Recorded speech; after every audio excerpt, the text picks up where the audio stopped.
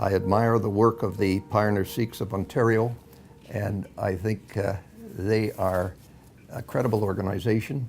And I think the fact that these people are here in the audience promoting this particular organization is a credit to them and to the organization. And I have been involved with Sikhism almost all my years of practice, 55 years. And initially I got involved with the national organizations in the Singh case, which is a very famous refugee case. And I represented the Federation of Sikh Societies. I also represented one of the major Sikh legal aspects that I got involved in, legal problems I got involved in, was a group of 174 Sikhs jumped off a boat in Halifax and came to Canada and claimed Sikhism and were arrested by the Canadian authorities and kept, and I represented all those 174 people, and I think the overwhelming majority of them are now Canadian citizens. And I must say about Sikhism that it is incredibly positive for Canada. The Sikh society has, from an education standpoint, their children are very bright and they're succeeding, and probably succeeding better than Canadian-born children in the universities and in the high schools, and I give them credit for that. The parents of these children that are here are an honor to have in Canada, and they have established a credible background of respect from all our authorities, the police authorities, the immigration authorities, on and on and on and on. And I have had constant sort of involvement with the Sikh societies, and initially Canada would allow Sikhs to make oral representations to hearings officers to prove their general fear of persecution if they went back to their homeland.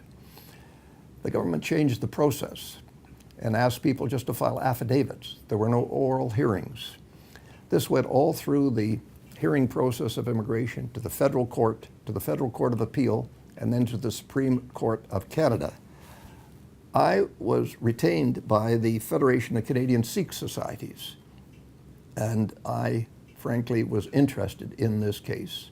I must say Barbara Jackman, a very capable counsel as well, was representing the Council of Churches, and she argued very well together with me at the at the Supreme Court of Canada.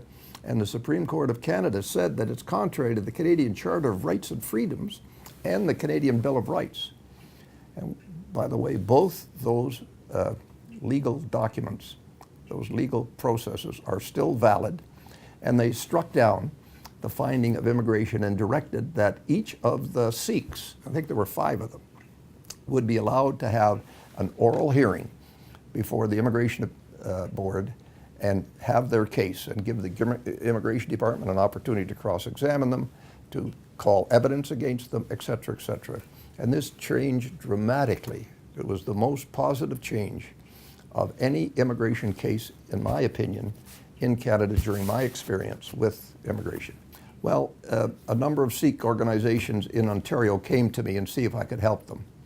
And again, they were short of their money. I don't worry about those things. I went out to Halifax initially and just felt from a principled standpoint the government was treating these people very poorly without respect.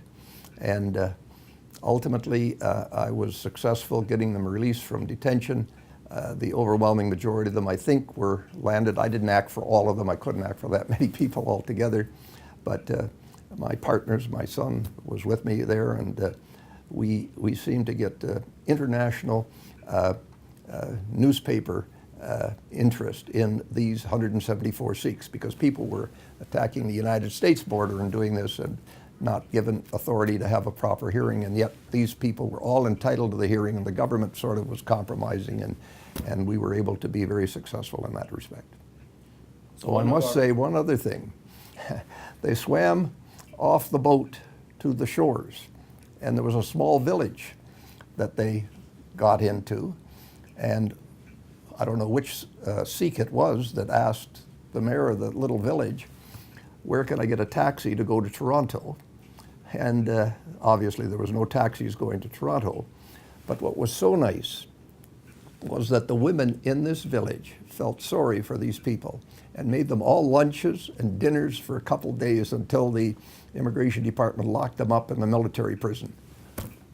So I'm very proud of Canada and the Canadians for the way they treated them. And it's indicative of the respect that Canadians should give to the Sikh culture and our Sikh Canadian citizens and immigrants. Santokh Singh was responsible in the most amazing way. Santokh Singh is considered to be an elder of the Sikh society in Ontario, and he is widely respected by the Sikh community. And people go to him, as is the appropriate process in the Sikh culture, for advice and counsel to make sure that they're not doing anything immoral or improper, et cetera, et cetera. And Santokh became very friendly with me. And coincidentally, my children and grandchildren call him Uncle Santokh.